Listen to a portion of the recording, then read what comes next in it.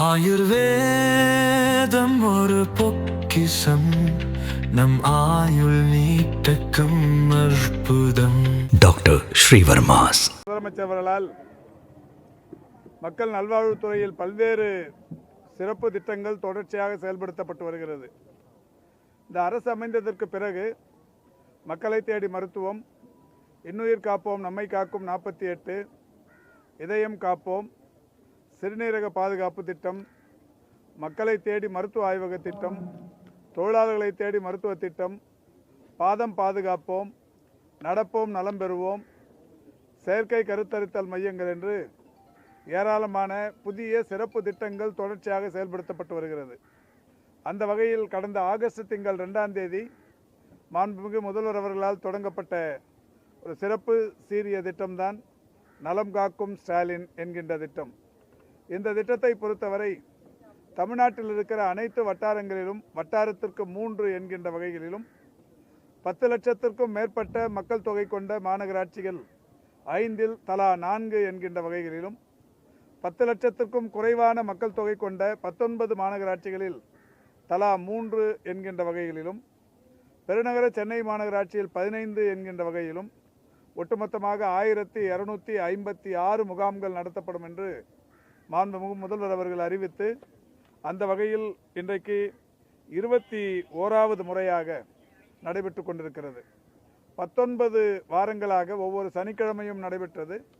மாண்புமிகு முதல்வர் அவர்கள் கடந்த 2 வாரங்களுக்கு முன்னால் தலைமைச் செயலகத்தில் ஒரு ரிவ்யூ மீட்டிங் நடத்தி அதில் இந்த திட்டத்தை ஜனவரி பிப்ரவரிக்குள் முடிக்க வேண்டும் என்கின்ற வகையில் துரிதப்படுத்தி இனி வருங்காலங்களில் வியாழன் மற்றும் சனி ஆகிய நாட்களில் இந்த முகாம்கள் நடத்தலாம் என்று அறிவுறுத்தினார்கள். அந்த வகையில் கடந்த வியாழக்கிழமையும் நடைபெற்றிருக்கிறது. ஆக இந்த 19 வாரங்களில் 21வது முறையாக இன்றைக்கு 32 மாவட்டங்களில் 45 இடங்களில் இந்த முகாம்கள் நடைபெற்று கொண்டிருக்கிறது. இந்த முகாமை பொறுத்தவரை வெறும் மருத்துவ முகாம், காய்ச்சலுக்கும் சளிக்கும் மட்டுமே மருந்து கொடுக்கிற முகாமாக இல்லாமல் முழு உடற் பரிசோதனை முகாமாக இது நடைபெற்று கொண்டிருக்கின்றது. தமிழ்நாடு முழுவதிலும் மிகப்பெரிய அளவிலான வரவேற்பினை இந்த முகாம் பெற்றிருக்கிறது. இந்த முகாம்களை பொறுத்தவரை காலை 9 மணிக்கு தொடங்கி மாலை 4-5 மணி வரை, இப்பொழுது கூட மணி 4, இந்த 4 மாலை 4 மணி ஆகி கொண்டிருக்கிற சூழலிலும் புதிய பயனாளிகள் தற்போதும் கூட வருகை தந்து பெயர்களை பதிவு செய்து கொண்டிருப்பதை பார்க்கிறோம். அந்த வகையில் இந்த முகாம்கள் பொதுமக்களிடையே பெரிய வரவேற்பை பெற்றிருக்கிறது.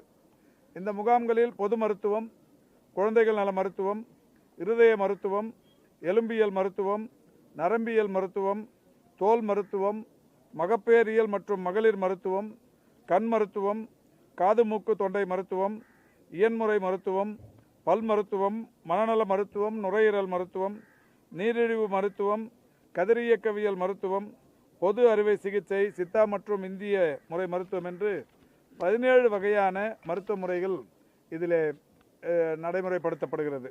இது மட்டுமல்லாது இந்த முகாம்களில் இன்னொரு சிறப்பு சேவை, அமைப்பு சாரா தொழிலாளர்களுக்கு தொழிலாளர் நல வாரியத்தின் சார்பில் முழு உடற் பரிசோதனைகள் செய்யும் திட்டமும் இதில் செயல்படுத்தப்படுகிறது.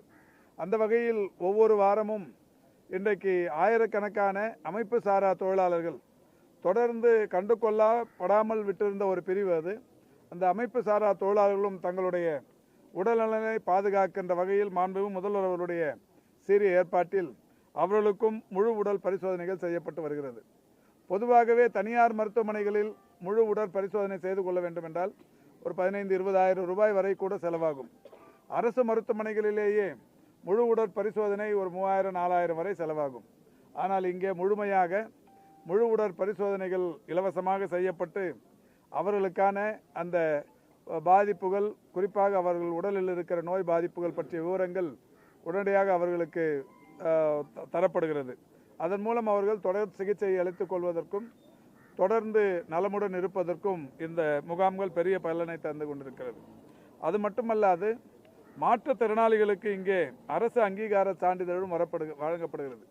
மாற்றுத்திறனாளிகளுக்கான அங்கீகார சான்றிதழ் வாங்க வேண்டும் என்றால் அவர்களுக்கு மருத்துவர்கள் எவ்வளவு சதவிகிதம் அந்த உடல் பாதிப்பு இருக்கிறது என்பதை கண்டுபிடித்து சான்றிதழ் தர வேண்டும். மாவட்ட ஆட்சி நிர்வாகத்தின் சார்பில் வருவாய் சான்றிதழ் தர வேண்டும். இவற்றை கடந்து அதற்கு பின்னால் தான் மாவட்ட மாற்றுத்திறனாளிகள் அலுவலகத்தின் சார்பில் அவர்களுக்கு சான்றிதழ்கள் வழங்கப்படும். எனவே மாற்றுத்திறனாளிகள் பெரிய அளவில் அலைந்து திரிந்து அந்த சான்றிதழ்களை பெற வேண்டிய சூழல் இருக்கும். ஆனால் இந்த முகாம்களின் மூலம் இந்த மாற்றுத்திறனாளிகள் இந்த முகாம்களுக்கு வந்து இங்கே அந்த சான்றிதழ்களை உடனடியாக பெற்று செல்ல முடியும். அந்த வகையில் புதிய பயனாளிகள் இந்த முகாம்கள் நடத்தப்பட்ட நாளிலிருந்து 41,324 பேர் இன்றைக்கு கணக்கில் எடுத்துக்கொள்ளப்படவில்லை. கடந்த வாரம் வரை, வியாழக்கிழமை வரை, 2 நாட்களுக்கு முன்னால் வரை 41,324 புதிய பயனாளிகள், புதித மாற்றுத்திறனாளிகள் அவர்களுக்கான அரசு அங்கீகரிக்கப்பட்ட சான்றிதழை பெற்றிருக்கிறார்கள். அது மட்டுமல்லாது முதலமைச்சரின் விரிவான காப்பீட்டு திட்டம், இதற்கான அட்டைகள் என்பது இன்றைக்கு 1,47,00,000 குடும்பங்களில் இருந்தாலும் புதிய அட்டைகள் வேண்டுவோர் இந்த முகாம்களுக்கு வந்தால் அவர்களுக்கும் இங்கேயே வழங்கப்படுகிறது. அந்த வகையில் கடந்த வாரம் வரை வழங்கப்பட்டவர்களுடைய புதிய அட்டைகளின் எண்ணிக்கை 32,514 அட்டைகள் வழங்கப்பட்டிருக்கிறது. இந்த முகாம்கள் ஆகஸ்ட் 2ஆம் தேதி தொடங்கி நேற்று வரை 683 முகாம்கள் நடத்தப்பட்டு அதன் மூலம் 10,58,286 பயனாளிகள் பயன்பெற்றார்கள். இன்றைக்கு ஒரே நாளில் 32 மாவட்டங்களில் 45 இடங்களில் இந்த முகாம்கள் நடைபெற்று கொண்டிருக்கிறது. இந்த முகாம்கள் நடத்த தொடங்கியதற்கு பிறகு ஒரு 6 மாவட்டங்களில் முழுமையாக இந்த முகாம்கள் முடிவுற்றிருக்கிறது. நீலகிரி, மயிலாடுதுறை, பெரம்பலூர், காஞ்சிபுரம், திருப்பத்தூர் மற்றும் நாகப்பட்டினம் ஆகிய 6 மாவட்டங்களில் இந்த முகாம்கள் நிறைவு பெற்றிருக்கிறது. மீதம் இருக்கிற 32 மாவட்டங்களில் இந்த முகாம்கள் நடைபெற்று கொண்டிருக்கிறது. இந்த 32 முகாம்களில் இன்றைக்கு சேலத்தில் மட்டும் 3 இடங்களில் இந்த முகாம்கள் நடைபெற்று கொண்டிருக்கிறது. இன்று காலை நான் சென்னை அம்பத்தூரில் பெருநகர சென்னை மாநகராட்சி நிர்வாகம் நடத்துகிற ஒரு முகாமை பார்வையிட்டு விட்டு வந்திருக்கிறேன். இப்பொழுது சேலம் கண்ணங்குறிச்சியில் நடைபெற்று கொண்டிருக்கிற இந்த முகாமில் மாண்புமிகு நம்முடைய சுற்றுலாத்துறையின் அமைச்சர் அவர்களும் மாவட்ட ஆட்சித்தலைவர் மற்றும் துறையின் உயர் அலுவலர்களுமாக கலந்து கொண்டு இந்த முகாம் ஆய்வு செய்யப்பட்டிருக்கிறது. ஏற்கனவே நம்முடைய மாண்புமிகு அமைச்சர் அவர்கள் சேலத்தில் நடைபெறுகிற இந்த முகாம்களை காலையிலேயே ஆய்வு செய்திருக்கிறார் என்றாலும் இன்றைக்கு 2வது முறையாக அவரும் வந்து இந்த முகாமை தற்போது ஆய்வு செய்திருக்கிறார். தமிழ்நாடு முழுவதிலும் தற்போது வரை நடைபெற்று கொண்டிருக்கின்ற இந்த முகாம்களில் பயன்பெற்றிருப்பவர்களுடைய எண்ணிக்கை 65,000 கடந்திருக்கிறது. இன்னும் 1 மணி நேரம் இருக்கிறது. 5 மணி வரை இன்னமும் கூடுவதற்கு வாய்ப்பு இருக்கிறது.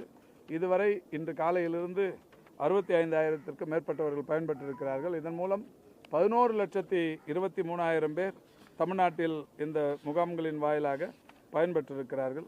தமிழ்நாட்டின் இந்த மிக சிறப்பான முன்னெடுப்புக்கு இந்தியாவில் இருக்கிற பல்வேறு மாநிலங்களைச் சேர்ந்தவர்களும் கூட மக்கள் நல்வாழ்வுத்துறையின் உயர் அலுவலர்களோடு இந்த முகாம்கள் எப்படி நடைபெறுகிறது என்கின்ற விவரங்களை தொடர்ந்து வந்து தலைமைச் செயலகத்தில் கேட்டு பெற்று சென்று கொண்டிருக்கிறார்கள். அந்த அளவுக்கு மற்ற மாநிலங்களுக்கு வழிகாட்டும் வகையில் இந்த முகாம்களை மாண்புமிகு தமிழ்நாட்டின் முதலமைச்சர் அவர்கள் தொடங்கி வைத்து மிக சிறப்பாக நடைபெற்றுக் கொண்டிருக்கிறது.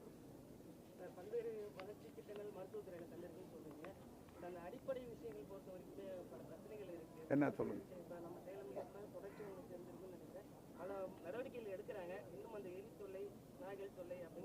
இல்லை, இப்போது நாயை பொறுத்த வரைக்கும் உங்களுக்கு நல்லா தெரியும். இதை நாய் வந்து தமிழ்நாட்டில் சேலத்தில் மட்டும் இருக்கிறதுல ஒன்றும் இல்லை, இந்தியா முழுமைக்கும் உலகம் முழுமைக்கும் இருக்கிற ஒன்று. இப்போ இந்த நாய் பிரச்சனைகளுக்கு மாண்புமிகு முதல்வர் தலைமையிலேயே ஒரு கூட்டம் நடத்தப்பட்டு உள்ளாட்சி நிர்வாகம் உள்ளிட்ட பல்வேறு நிர்வாகங்களோடு அந்த கூட்டம் நடத்தப்பட்டது. மக்கள் நல்வாழ்வுத்துறையும் அந்த கூட்டத்தில் கலந்து கொண்டார்கள். இப்போ நாயை வந்து கொல்லக்கூடாதுங்கிறது கடந்த காலங்களில் ஒரு 20-30 வருஷத்துக்கு முன்னாடி சாலையில் திரிகிற நாய்களை கொண்டு விடுவார்கள். இப்போ அது மாதிரி கொல்லக்கூடாதுன்னு சொல்லி ஏராளமான அமைப்புகள், சமூக நல அமைப்புகள் அதற்கு தடை பெற்றிருக்கிறார்கள். அதனால் இப்போ நாயை பிடிக்கிற இடத்துலையே பர்த் கண்ட்ரோல் பண்ணி திருப்பி எடுத்துகிட்டு வந்து அங்கே விட்டுடுறாங்க. இந்த நாய் பெருக்கம்ங்கிறது கூடுதலாக தான் இருக்குது. என்றாலும் அதை அந்த பெருக்கத்தை குறைப்பதற்கும் அதனுடைய பிரச்சனைகளை இன்றைக்கு சரி செய்வதற்கும் முதல்வர் அவர்கள் பல்வேறு ஆலோசனைகளை சொல்லி ஷெல்டர்ஸ், அதை பாதுகாப்பு மையங்கள் அமைத்து ஸ்டே டாக்ஸை எடுத்துகிட்டு போய்ட்டு அதில் பாதுகாக்கணும் அப்படிங்கிற மாதிரி சொல்லியிருக்கிறாங்க. அந்த நடவடிக்கைகள் இன்றைக்கி சென்னை மாநகராட்சியில் ஒரு 3 இடங்களில் தொடங்கப்பட்டிருக்கிறது. பல்வேறு மாநகராட்சிகளிலும் அது நடைபெற்று கொண்டு தான் இருக்கிறது. அப்புறம் இன்னொன்று எலி தொல்லை சொன்னீங்க. அது இப்போ எலியை பொறுத்த வரைக்கும் அது மாதிரி ஒரு பெரிய கம்ப்ளைண்ட் எங்கேயும் இல்லை. அது மாதிரி இருந்தாலும் அதை பொது சுகாதாரத்துறையின் சார்பில் நடவடிக்கைகள் எடுக்கப்படும். இந்த துறையின் சார்பில் உங்களுக்கு தெரியும், இது வரைக்கும் அந்த ஆரம்ப சுகாதார நிலையங்கள், துணை சுகாதார நிலையங்களில் மாரடைப்புக்கான பாதிப்புகளுக்கு இதுக்கு முன்னாடி ட்ரீட்மெண்ட் பார்த்ததில்லை எந்த கவர்மெண்ட்லையுமே. இவன் ஏற்கனவே இருந்த திமுக அரசிலும் கூட. மாண்புமிகு தமிழ்நாட்டின் முதலமைச்சர் தான் 2023 ஜூன் திங்கள் 27ஆம் தேதி கோவை மாவட்டம் மதுக்கரை ஒன்றியம் மலுமிச்சம்பட்டியில் ஒரு திட்டத்தை தொடங்கினாங்க. அந்த திட்டத்தின்படி உலகம் முழுவதும் மாரடைப்பு நோய்கள் அதிகரித்து வருகிற இந்த சூழலில் இந்த எல்லா துணை சுகாதார நிலையங்களும் 8713 துணை சுகாதார நிலையங்களுக்கு, 2236 ஆரம்ப சுகாதார நிலையங்களுக்கு, இது எல்லாத்துலேயுமே இந்த மாரடைப்பு நோய்களுக்கான அந்த தடுப்பு மாத்திரைகள், அதாவது லோடிங் டோசஸ் என்று சொல்லக்கூடிய 3 வகை மாத்திரைகள், ஆஸ்பிரின், குளோபிடோக்ரல், அட்டோவாஸ்டாட்டின், இந்த 3 மாத்திரைகள் ஒரு 14 மாத்திரைகளை தந்து அவங்கள உடனடியாக அந்த கோல்டன் ஹவர்ஸில் உயிர் காப்பாற்றுற ஒரு திட்டத்தை தொடங்கியிருக்காங்க. அந்த திட்டம் தொடங்கப்பட்டதற்கு பிறகு ஏறத்தாழ இப்போது 40,000த்திற்கும் மேற்பட்ட உயிர்கள் பாதுகாக்கப்பட்டிருக்கிறது. இப்படி பல்வேறு புதிய திட்டங்கள் தொடர்ச்சியாக இப்போது செய்யப்பட்டு வருகிறது. இன்னொன்று நாய்க்கடி, பாம்பு கடி சொன்னீங்க. இந்த நாய்க்கடிக்கும் பாம்பு கடிக்கும் இதுக்கு முன்னாடி எல்லா கவர்மெண்ட்லையுமே எங்கே மருந்து கிடைக்குன்னா வட்டார மருத்துவமனைகளில் கிடைக்கும், மாவட்ட அரசு மருத்துவமனைகளில் கிடைக்கும், மெடிக்கல் காலேஜ் ஹாஸ்பிட்டல்ஸில் கிடைக்கும், டிஸ்ட்ரிக்ட் ஹெட் குவார்ட்டர்ஸில் கிடைக்கும். இந்த சூழலில் தான் 2236 ஆரம்ப சுகாதார நிலையங்கள்லையும் பாம்பு கடிக்கான ஏஎஸ்வி என்கின்ற மருந்தும் நாய்க்கடிக்கான ஏஆர்வி என்கின்ற மருந்தும் இருப்பு வைக்கப்பட்டிருக்கிறது. எல்லா ஆரம்ப சுகாதார நிலையங்கள்லையும், நகர்ப்புற ஆரம்ப சுகாதார நிலையங்கள்லையும் வெளியிலேயே ஒரு போர்டு டிஸ்பிளே பண்ணியிருக்கிறாங்க. இந்த மருத்துவமனையில் பாம்பு கடிக்கும், நாய் கடிக்கும் மருந்து கிடைக்கும். இதுக்கு முன்னாடி எங்கெல்லாம் கிடைக்காது. இவ்வளோ பெரிய இந்த நோய் பாதிப்புகளிலிருந்து தடுக்கின்ற காரணத்தினால்தான் நான் கம்யூனிகபிள் டிசீஸ் என்று சொல்லக்கூடிய தொற்றா நோய் பாதிப்புகளினால் ஏற்படுகிற இறப்புகள் சரிபாதியாக இந்த அரசால் குறைக்கப்பட்டிருக்கிறது.